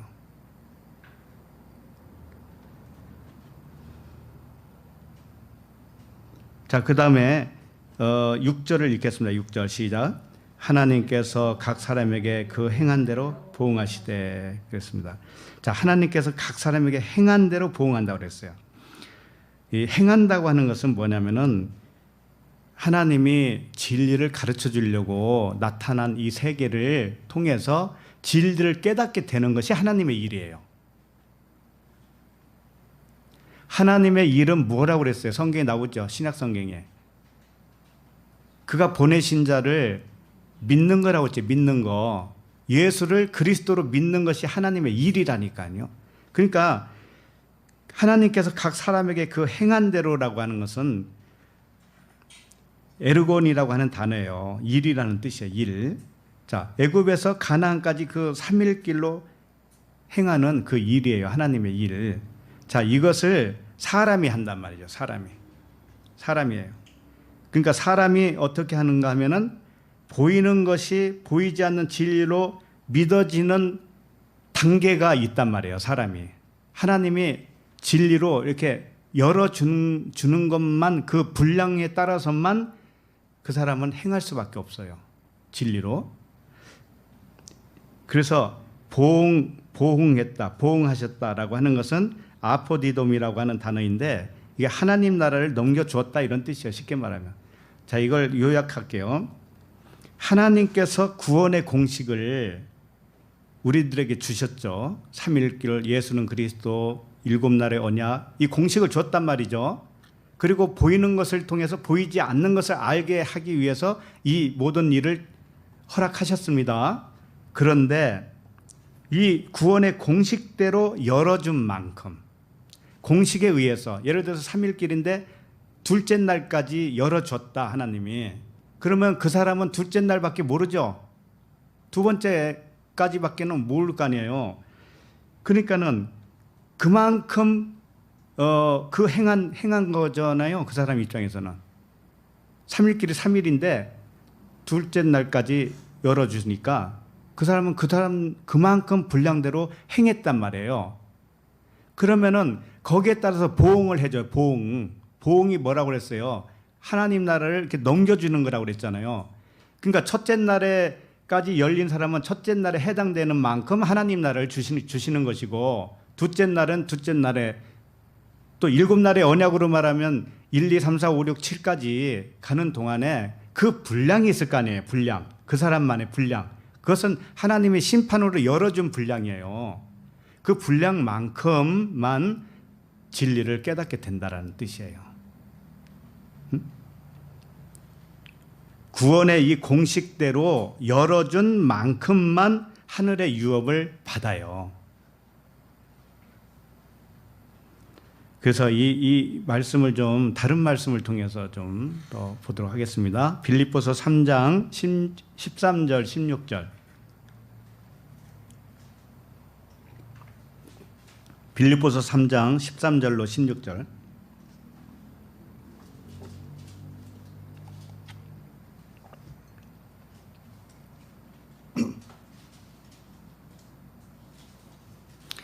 창세기 보면 이런 말씀도 있죠. 아브라함에게 하나님이 그러셨어요. 너에게 약속의 땅을 줄 거야. 그런데 네가 한번 동서남북을 바라보라 그랬어. 동서남북을. 그러면 아브라함이 동서남북을 바라봤을 거 아니에요. 그러니까 동서남북을 바라본 만큼 너의 땅이 될 거라고 그랬어요. 그러니까 그게 무슨 뜻이냐면은 땅은 내 마음이에요. 마음. 그런데 내가 내 마음 동서남북을 살펴볼 때 내가 땅이구나 라는 것을 깨닫는 만큼 그 분량만큼 하늘이 되는 거예요. 무슨 얘기인지 알아요? 아, 내가 내 마음이 모형과 그림자로 지어진 육신의 생각이었구나. 내 판단은 전부 다 육신의 판단이었구나. 육신의 생각이었구나. 하나님과 원수되는 것이었구나. 이것을 발견한 만큼 천국의 유업을 받은 거란 말이에요. 진리를 깨달은 거란 말이에요. 그런 뜻이에요. 자, 한번 찾아봤죠. 빌립보서 3장 13절 시작. 형제들아, 나는 아직 내가 잡은 줄로 여기지 아니하고 오직 한 일, 즉 뒤에 있는 것은 잊어버리고 앞에 있는 것을 잡으려고. 바울이 지금 이런 말씀을 하고 있는 거예요. 앞에 거, 은혜 받은 거 뒤로 물린다 이거죠. 왜? 또 다른 받을 은혜가 또 있기 때문에 그걸 잡으려고 간다. 자, 14절 시작. 표대를 향하여 그리스도 예수 안에서 하나님 위에서 부르신 부름의 상을 위하여 달려가노라. 예. 부름의 상은 뭐예요? 하늘의 유업이고 진리고 하나님의 사랑이에요. 그것을 위하여 달려가는 것이지 다 됐다라고 여기지 않는다 이거죠. 만족하지 않는다 이거죠. 15절 시작. 그러므로 누구든지 우리 온전히 이룬 자들은 이렇게 생각할지니 만일 어떤 일에 너희가 달리 생각하면 하나님이 이것도 너희에게 나타내시리라. 자, 여기 보면 그러므로 누구든지 우리 온전히 이룬 자들은 온전히 이룬 자들은 근데 14절까지 쭉 보면은 온전히 이루지 않았다라는 모습을 설명을 했단 말이에요. 응? 내가 잡은 줄로 여기지 않는다. 나에게 완성이 되지 않았다. 그래서 오직 한 일, 지금까지 했던 것은 다 뒤로 돌린다. 그리고 잊어버린다. 다만 앞에 있는 것만 붙잡으려고 더 은혜를 구하고 있다. 바로 이 상태가 온전한 사람이란 말이에요. 무슨 얘기인지 알겠죠? 뭐든지 하나님의 분량까지 다 깨달아야 온전함이 아니에요. 깨달았다고 되는 게 아니라니까. 그 마음 상태가 어떠냐가 더 중요해요. 그 마음 상태는 뭐냐면 지금 알았던 것도 감사하지만 더 주실 것이 남아있어요. 계속 남아있어요. 우리에게는. 그걸 위해서 계속 가는 거예요. 그걸 위해서 추구하는 것이고 기도하는 것이고 원하는 것이고 이 상태가 뭐냐면 온전한 자라는 거예요. 온전한 자. 자, 우리 자신들 한번 생각해 보세요. 내가 온전한 자인가요? 아닌가요?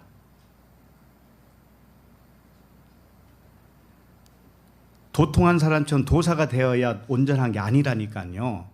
그걸 말하는 게 아니에요. 온전함이라는 것은 무엇이라고 그랬죠? 지금 이게 다가 아니고 계속 있다. 받을 것이 더 남아있다. 진리를 깨달아야 될 것이 더 많이 있고 은혜 받을 것이 더 많이 있다. 이건 끝이 없다. 이걸 알고 계속적으로 가는 사람 있죠? 이게 온전함이라니까. 이게 온전함이라고요. 자, 그럼 온전한 사람은 어떤 일이 일어나는가 하면은 15절이 그 말씀이에요. 그러므로 누구든지 우리 온전히 이룬 자들은 이렇게 생각할지니 만일 어떤 일에 너희가 달리 생각하면 이 달리 생각한다는 게 뭔가 하면은 아까도 뉴스 볼 때 이 말씀 드렸죠? 뉴스 볼 때 살인자가 있어요. 자, 이걸 달리 볼 줄 알아야 돼. 달리 뭘 어떻게 봐야 된다고 그랬죠? 내가 하나님과 관계 속에서 어떤 장가를 계산하라고 했죠. 그렇게 봐야 된다고 그랬죠. 그렇게 달리 생각하잖아요. 그러면 하나님이 이것도 너에게 나타내시리라. 이 나타내신다고 하는 것이 계시예요. 그러니까 하나님, 저 살인자를 보면서 영적 진리가 무엇입니까? 라고 달리 생각하게 되잖아요. 그러면 하나님이 분명히 가르쳐 준다고 하는 거예요. 근데 그렇게 볼 시도를 안 하고 있으면 가르쳐 주나요? 안 가르쳐 주죠? 그죠? 그러니까 아까도 말씀드렸지만 세상의 사기꾼을 보면서 하나님, 이게 무슨 뜻이에요? 이걸 통해서 나에게 무슨 말씀을 하시는 거죠? 이렇게 달리 생각한단 말이에요. 달리. 그러면 하나님이 계시를 열어준단 말이에요. 그게 이런 것을 가르치려고 이런 텔레비에 나오게 한 거야. 이렇게. 하나님, 코로나가 이렇게 잠잠할 것 같은데 하루에 200명이 막 올라갑니까? 자, 그러면 그걸 판단하는 자는 어떻게 생각할 거예요? 판단하는 자는. 이러이러이러해서 저렇게 됐다라고 원인을 찾고 분석을 하고 그러죠. 응? 집회에 가지 말아야 되고 마스크 안 썼기 때문에 그렇고 뭐 여러 가지 이유 뭐 그런 거 찾을 거예요. 찾고 저 나쁜 놈 저럴 수가 있을까? 이런 것만 보죠. 이게 뭐예요? 남을 판단하는 거란 말이에요. 이게 그러면 이걸 보고서 무엇을 가르쳐 주려고 했는가를 물어봐야 될 거 아니에요. 그죠? 하나님께 그렇게 달리 생각하라니까, 다르게 생각하라니까. 그러면 하나님이 계시로 열어준다 이거예요. 그 부분에 대해서. 그럼 제가 오늘 그 코로나 때문에 교회도 못 가고 뭐 그러잖아요. 그러니까 이 일을 통해서 뭘 가르쳐 주려고 그러죠? 이렇게 질문을 하면 이 사람이 온전한 자란 말이에요. 이 사람이 그걸 다 깨닫지 못했어도 그걸 온전하다고 하는 거예요. 자, 그러면 달리 생각한 거죠? 그러면 하나님이 이것도 열어주시리라. 이것도 너에게 나타내시리라. 이거예요. 이게 하나님의 약속이에요. 그래서 16절 보세요. 16절 시작. 오직 우리가 어디까지 이르렀든지 그대로 행할 것이라. 예. 7날의 언약으로 보면 내가 셋째 날에 있는지 넷째 날에 있는지 다섯째 날에 있든지 그 관계하지 말고 어디까지 이르렀든지 간에 그대로 행할 것이라. 그대로 행할 것이라는 게 뭐냐면 깨달은 만큼 하나님이 열어주신 만큼 진리로 걸어가라 이거예요. 응? 진리로 주신 만큼 그대로 걸어가. 계속 앞으로 행진을 하라. 예? 다른 길로 이탈하지 말고 계속 그 길로 바울처럼 푯대를 향해서 부름의 상을 위하여 쫓아가는 것. 이렇게 해라. 그리고 세상 일에서 하나님 이게 무슨 뜻이에요? 달리 생각을 한단 말이에요. 그러면 하나님이 또 그걸 나타내 주셔요. 계시로 열어 주셔요.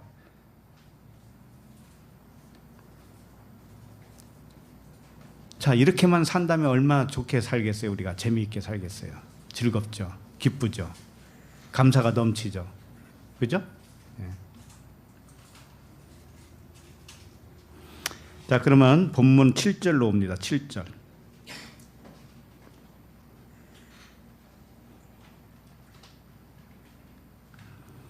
시작. 참고 선을 행하여 영광과 존귀와 썩지 아니함을 구하는 자에게는 영생으로 하시고. 자, 7절은 뭐예요? 참고 선을 행하는 자는 영생으로 한다.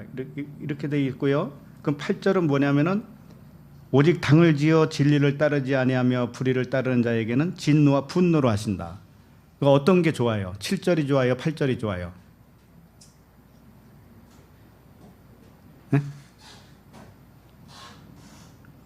아니 7절은 영생으로 준다고 그랬고 8절은 분노로 하신다고 그랬잖아요. 진노와 분노로. 그러니까 어떤 것이 좋냐고요. 이게 같은 거라는 거 아셔야 돼요. 나 한 사람 이야기라는 걸 아셔야 돼요. 나 한 사람이 영생을 얻으려면 진노와 분노를 받아야 된다니까요. 이게 그 사람 그 말씀을 하고 있는 거예요. 겉사람과 속사람 이야기를 하고 있는 거예요. 그래서 7절은 하나님의 의를 쫓는 속사람을 의미하는 것이에요. 내 안에 두 법이 있다고 그랬잖아요. 바울이 설명한 것 같죠? 그와 같이 8절은 불의를 쫓는 나의 겉사람, 죄의 법을 쫓고 있는 나의 겉사람 이야기를 하고 있는 거예요. 이게 둘이 하나예요. 그래서 7절을 일단 먼저 보시면은 참고 선을 행하여 영광과 존귀와 썩지 아니함을 구하는 자에게는 영생으로 하셨다. 이렇게 되어 있어요. 자, 7 언약으로 표현된 말씀이에요, 이게. 첫 번째, 참는다 그러죠. 참는다. 이게 애굽에서 부르짖을 때의 그 상황을 설명한 거예요. 참아요. 하나님이 길이 참는다니까. 애굽에서 살려주세요, 살려주세요 그러잖아요. 근데 참아요. 애굽에 있는 이스라엘 백성도 또 참아요. 굉장히 참는다고. 하나님이 구원해 줄 때까지 참아요. 자, 그다음에 선을 행한다고 하는 것은 이 아가도스라고 하는 선은 하나님의 선을 말을 하고 있는 거예요. 사람이 할 수 있는 게 아니에요. 자, 그러니까는 이 선을 행한다고 하는 것은 하나님이 우리에게 어떤 일을 하신 거예요. 하나님이 우리에게 뭔가 하셨는데 그게 뭐냐면 죽이는 일이잖아요. 하나님은 우리를 죽여서 살리는 거죠. 그러니까는 애굽에서 나올 때 어디를 건너서 나와요? 홍해 물세례잖아요. 물세례. 거기서 죽잖아요. 예. 그러니까 하나님의 선은 육이 죽는 거예요. 육이 죽고 영으로 살리는 거예요. 그 일을 둘째 날에 하셨다. 셋째 날에 뭐냐면은 영광과 그랬죠. 영광. 셋째 날은 살아난 거예요. 살아나서 하나님의 영광이 나타나는 것이죠. 그 다음에 넷째 날, 네 번째는 존귀와 그랬죠. 존귀. 존귀는 뭐냐면 대가를 치렀다 이런 뜻이에요. 광야에서는 대가를 치러요. 무슨 대가를 치르냐면 육을 영으로 바뀌는 대가예요. 육을 팔고 영을 사는 거예요. 그것이 1세대를 주고 2세대를 사는 것과도 같아요. 그러니까 1세대는 가나안에 못 들어가죠. 2세대만 들어가잖아요. 그러니까 육으로 못 들어가요. 그걸 교환하는 것이 뭔가 하면은 광야 40년인데 그걸 존귀라고 한 거예요. 존귀. 예? 대가를 치르는 거예요. 그 다음에 5절 다섯 번째 썩지 아니함이라고 그랬죠. 썩지 아니함이 뭐예요? 영생이죠. 하나님의 말씀, 영원한 말씀, 진리의 말씀이죠. 그걸 썩지 아니함을 이게 요단강 건너가는 때예요. 썩지 아니함을 가지고 있기 때문에 요단강을 건너가는 거라고요. 자, 그 다음에 여섯 번째 구하는 자에게라고 그랬죠. 구하는 것은 성령만 구하는 거예요. 구하는 것은 영생만 구하는 거예요. 그렇게 구하는 자, 이 여섯 번째고 일곱 번째 뭐예요? 영생으로 하신다. 결국은 영생이 뭐예요? 안식이죠. 가나안의 안식. 이렇게 일곱 날의 언약으로 우리에게 이 영생을 완성하신다라는 뜻으로 이렇게 주셨단 말이죠. 자, 그러면 8절을 읽겠습니다. 8절 시작. 오직 당을 지어 진리를 따르지 아니하고 불의를 따르는 자에게는 진노와 분노로 하시리라. 자, 이것은 예수는 그리스도로 표현한 거예요. 그러니까는 당을 지어 진리를 따르지 않는 자, 그 다음에 불의를 따르는 자, 이렇게 두 가지. 이 두 가지에 대해서 어떻게 하는가 하면 진노, 첫 번째는 진노, 그 다음에 두 번째는 분노. 이렇게 반대로 나의 겉사람이 심판받는 모습이에요. 이제 아까는 속사람 이야기했다면 반대로 내가 심판을 받는 것이 뭔가 하면 속사람으로 말하면 영생을 받는 거예요. 그죠? 이게 같단 말이죠. 그래서 겉사람을 속사람과 일치시키는 말씀이란 말이에요. 이 부분이 겉사람과 속사람은 하나이기 때문에 그래요. 예를 들면 이 어두운 방에 불이 켜지죠. 불이. 그러면 어두움이 서서히 사라지죠. 불을 처음에 희미하게 켜면은 어두움도 희미하게 남아있죠. 불을 활짝 밝게 키우면 어떻게 돼요? 어두움도 싹 없어지죠. 그와 똑같아요. 그 방이라고 하는 마음, 나의 마음은 하나란 말이야. 하나. 나 하나예요. 그러니까는 지금 7절, 8절은 나 한 사람 이야기를 계속 하고 있는 그런 말씀이에요. 자, 그 다음에 그 8절을 보면은 오직 그랬어요. 오직이라고 하는 것은 토이스, 대 이렇게 돼 있는데 이쪽은 그런 뜻이에요. 이쪽은. 그러니까 아까 7절은 뭐예요? 나의 속사람을 말씀한 거죠? 그런데 그 똑같은 것이 이쪽은 이런 뜻이란 말이에요. 이게. 겉사람은 이런 뜻이란 말이죠. 나 하나 가지고 지금 말씀을 하는 거란 말이에요. 그래서 겉사람은 그러나 이런 뜻이에요. 겉사람은 그러나 속사람은 영생으로 하시는데 반대로 겉사람은 심판으로 하신다 이런 뜻이에요. 그러니까 심판을 받는 것이 영생을 받는 것과 같은 거예요. 그 첫 번째가 뭐냐면 당을 지어 진리를 따르지 아니하고 두 번째는 불의를 따르는 자에게는 진노와 분노로 하신다 이렇게 돼 있어요. 당을 지어 진리를 따르지 않는다. 이게 뭘까요? 당을 지었다. 이게 뭔가 하면은 이 당이라고 했으니까 좀 이상한데 진리의 반대편을 말하는 거예요. 진리의 반대편. 진리가 알레the이아죠? 그 다음에 이 당 짓는다고 할 때 단어가 뭐예요? 예? 예? 엘리데이야? 엘리야? 엘리디야? 그래요. 그러니까는 진리의 반대라는 뜻이에요, 이게.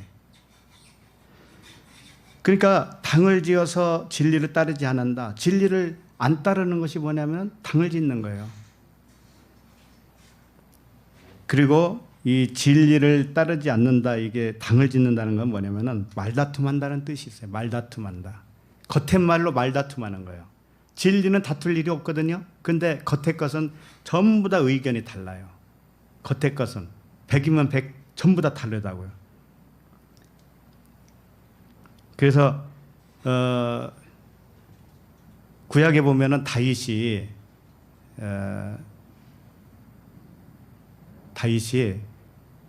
백성들의 그 수를 조사했어요, 안 했어요? 백성들의 그 수를 조사했다고요. 그걸 뭐라고 그러죠?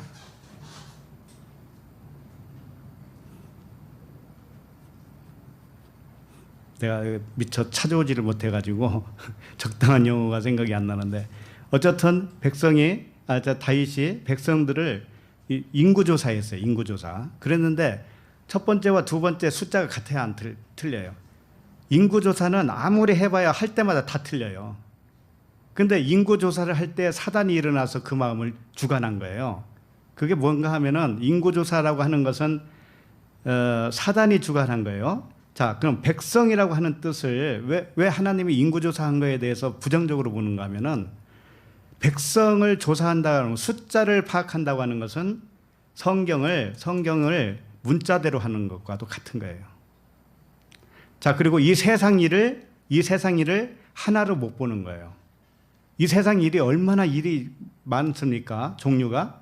성경도 이 줄거리 이야기가 얼마나 많아요? 이것을 다 세는 거예요. 세는 거. 이것을 인구조사라고 하는 겁니다. 자, 그렇게 하면 하나님이 겉의 것으로 우리가 판단하고 있는 것이죠. 겉의 것으로 판단하고 있어. 그러니까는 인구조사 하지 말라고 하는 거예요. 왜 인구조사를, 백성이라고 하는 단어는 단수예요, 단수. 백성은 진리의 백성 딱 하나밖에 없어요.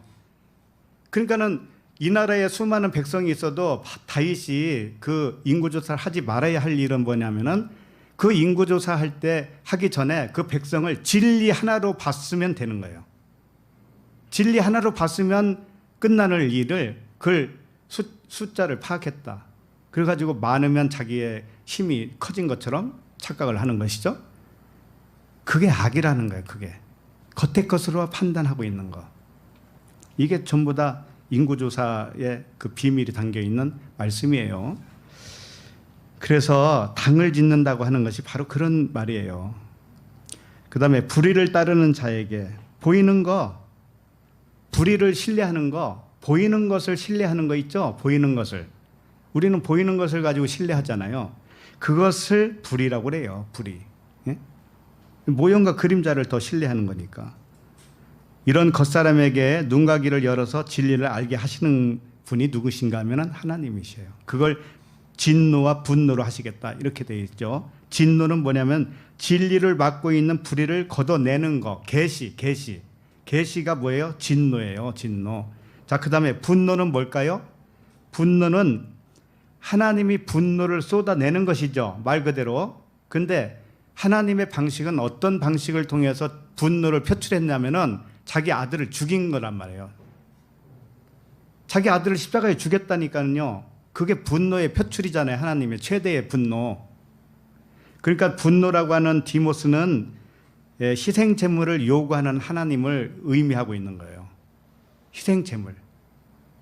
그러니까 이 가시적으로 나타난 모든 세계는 희생제물이에요. 이걸 죽여야 진리를 깨닫게 되는 것이죠. 그게 분노예요. 분노. 그러니까 우리가 생각하는 분노하고 달라요. 육신 예수님을 죽게 하시는 것이 분노로 표출한 거예요. 겉의 말로 이 말다툼하는 나를 진리로 빛을 밝혀주시고 보이는 세상을 더 신뢰하는 나를 위해서 불의한 재판장으로 오신 육신인 말씀이 죽어주시는 그 은혜와 사랑을 표현한 것이에요. 자, 그러면 9절을 읽겠습니다. 9절 시작. 악을 행하는 각 사람의 영에는 환난과 공고가 있으리니 먼저는 유대인에게요 그리고 헬라인에게며. 네. 9절과 10절은 9절은 악한 자, 10절은 선한 자 이렇게 돼 있죠. 이것도 역시 겉사람 속사람으로 말하는 거예요. 나 한 사람 이야기예요. 그래서 9절과 10절은 겉사람과 속사람의 대조를 설명한 것이다. 이 말씀도 예수는 그리스도죠. 하나씩 보면은. 그래서 둘씩 대조시키는 말씀으로 이렇게 보여주고 있어요. 겉사람의 상태는 예수를 그리스도로 믿지 못하는 상황을 그려주고 있죠. 겉사람이 뭐예요? 예수를 그리스도로 믿지 못하는 것. 이 악이라고 그랬는데 악은 진리의 성령이 장악하기 이전의 혼적인 상태예요. 그래서 여기 보면은 악을 행하는 각 사람의 영에는 그랬죠. 영. 이게 푸시케예요. 단어가 푸시케. 푸뉴마가 아니고. 그래서 겉사람의 상태는 예수를 그리스도로 믿지 못하는 그 푸시케. 악을 행하는 각 사람의 영에는 이게 푸시케란 말이에요. 육신 말씀 푸시케. 율법 아래에 있는 자. 악은 뭐냐면은 악은 진리의 성령이 장악하기 이전의 혼적인 상태라는 뜻이에요. 푸시케라는 뜻이에요. 세상 가치관으로 남을 판단하고 있죠. 이게 푸시케란 말이에요. 겉사람이란 말이죠. 그래서 그 겉사람에게는 무엇가 있다라고 그래? 분명히 환난과 공고가 있다라니까요. 환난과 공고. 남을 겉으로 판단하는 자는 환난과 공고가 있는데 환난이 뭔가 들릴 수 있으라고 하는 환난은 요한복음 16장 33절을 제가 읽어드릴게요. 찾을 필요 없어요. 이것을 너희에게 이르는 것은 너희로 내 안에서 평안을 누리게 하려 함이라. 세상에서는 너희가 환난을 당하나 담대하라. 내가 세상을 이겼노라. 세상에서 환난 당하는 것이 오늘 지금 로마서에서 얘기하고 있는 환난과 공고가 있다라고 할 때 그 말씀이에요. 그러니까 환난은 세상을 진리로 믿지 못하면 그게 그 자체가 세상살이가 환난이에요. 세상에서 잘 살고 못 살고 이건 관계없어요. 세상을 진리로 믿지 못하면 하나님과 내 관계로 나와 하나님과의 관계로 환산해내지 못하면 이 세상은 나에게 환난을 준단 말이에요. 근데 세상을 이기는 것은 뭐냐면은 그리스도의 믿음이라고 그랬어요. 네? 세상을 이길 수 있는 그 유일한 방법은 진리로 그걸 믿을 수 있는 것.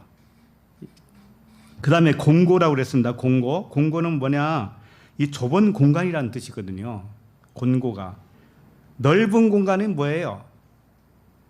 하늘과 땅이 대조를 하면 어떤 게 넓어요? 하늘이 넓잖아요. 그러니까 이 공고라고 하는 것은 내가 땅적인 생각 속에 갇혀서 사는 거, 육신 생각 속에 갇혀서 사는 거, 이게 뭐예요? 공고함이에요. 이 법이라고 하는 테두리, 육신의 법이라고 하는 테두리 속에서 묶여 사는 거, 이게 공고함이란 말이죠. 자, 이 환난과 곤고함이 오는데 먼저는 유대인에게요, 그리고 헬라인에게요, 이렇게 돼 있죠. 첫 번째는 유대인에게서부터 시작해서 그리고 헬라인에까지 미친다, 이런 뜻이겠죠. 먼저 유대인의 측면에서 환난을 당하게 된다라는 거예요. 이게 뭐냐면은 유대인은 이 애굽을 말하는 거예요. 애굽 안에 있는 유대인. 거기서 환난이 시작돼요. 그 다음에 두 번째, 이 헬라인은 뭐냐면은 헬라인은 이방인의 대표적인 고유 언어라고 보면 돼요. 헬라인은 이방인. 자, 그러면 애굽에서 홍해를 건너서 광야로 나오면은 이제 이방인이 된 거예요. 그죠? 그러니까 천국 백성은 이 땅에서의 이방인이에요. 그게 헬라인이라는 뜻이거든요. 근데 헬라인에게도 뭐가 있다고 그러는 거예요? 환난과 공고가 있다라는 거예요. 왜? 천국 백성으로 나왔지만서도 아직은 그 마음이 푸뉴마가 아니고 푸시케라는 거예요. 육신의 생각이라는 뜻이에요. 세상 관점으로 살고 있다라는 뜻이에요.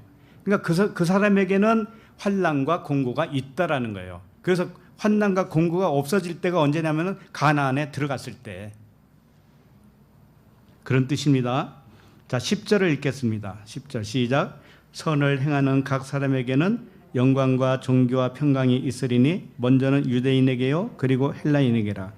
여기서도 먼저는 유대인 그리고 헬라인, 이게 꼭 나오죠. 이게 그러니까는 선을 행하는 각 사람에게는 이라고 하는 것은 뭐냐면 속 사람을 의미하고요, 삼위일체와 예수는 그리스도, 이것을 표현하고 있어요. 자, 선을 행하는 각 사람에게는 하나님의 절대적인 선입니다. 아가도스. 이 선을 행하는 사람에게는 속사람만 할 수 있는 것이죠. 나의 속사람. 겉사람은 푸시케기 때문에 안 돼요. 자, 사랑의 사람의 선은 보이는 것으로 선악을 구분하지만 하나님의 선은 무슨 선인가요? 사람의 선은, 사람의 기준으로 봤을 때 선은 이 겉으로 보이는 것을 선과 악으로 분리할 때 선을 의미하겠죠. 근데 하나님이 생각하는 선은 뭐예요? 아가도스는 이 보이는 세상을, 모형과 그림자로 나타난 세상을 진리로 표현한 거야. 진리를 알려주려고 표현한 거야. 이렇게 보는 시각이 누구냐면 하나님이셔요. 응? 그러니까 우리들도 선을 행한다고 하는 것은 뭐냐면은 이 모형과 그림자로 준 이 세상을 진리로 알아보려고 하는 마음이 선이란 말이에요.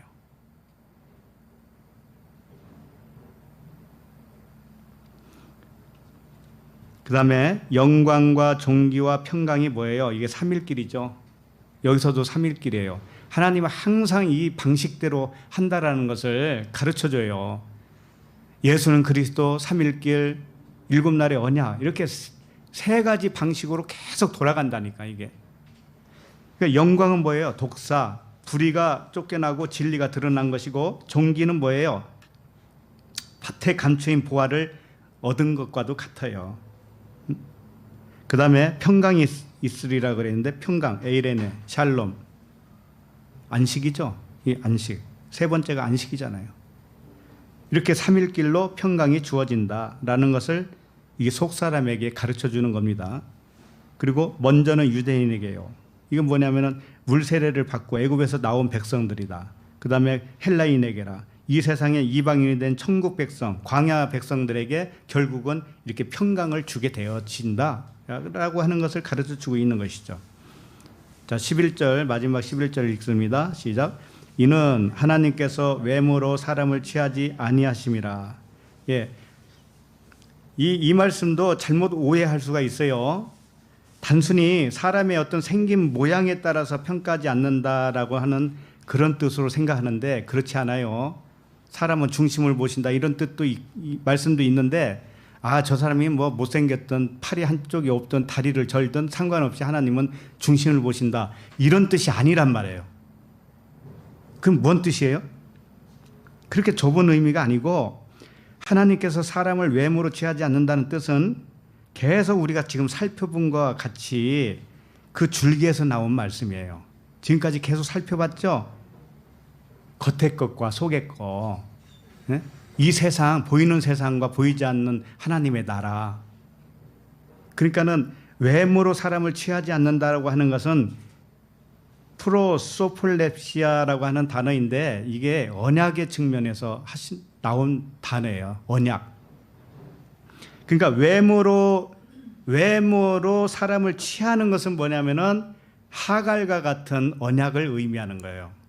자, 근데 외모로 사람을 취하지 않는다고 그랬으니까 하나님은 누구의 언약을 취한다라는 걸까요? 사라. 하늘의 언약.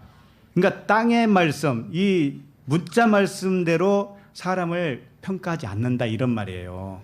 하나님은 문자 말씀에 준해서 이 세상 기준에 의해서 판단하고 있으면 그것은 하나님이 취하지 않는 방식을 네가 지금 판단하고 있잖아. 그렇게 되는 거예요. 근데 하나님은 그렇게 판단 안 하고 어떻게 한다고요?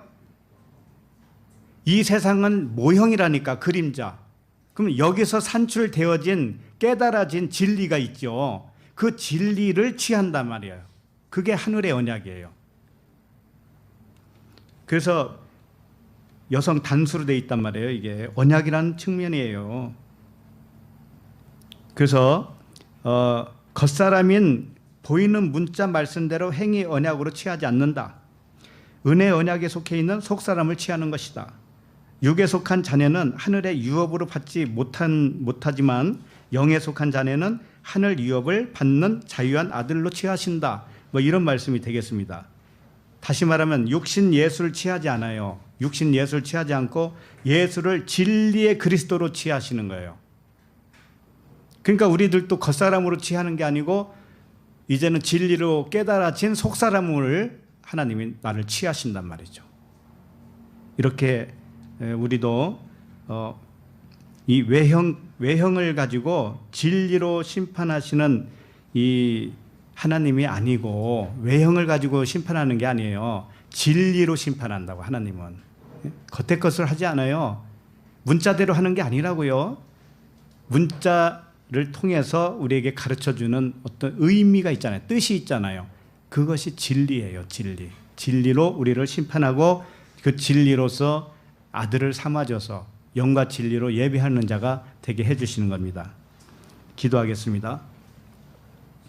하나님 아버지, 주의 자녀들을 진리로 회개시켜서 영생을 주시는 아버지께 감사를 드립니다. 인자하심으로 인도하시고 용납하심으로 인도하시고 길이 참으심으로 인도하시는 주님께 찬양을 드립니다. 저희들을 땅의 언약으로 겉사람을 취하지 않으시고 영광과 존귀와 평강으로 아들 삼아주신 그 은혜에 경배를 드립니다. 예수 그리스도 이름으로 기도합나이다. 아멘.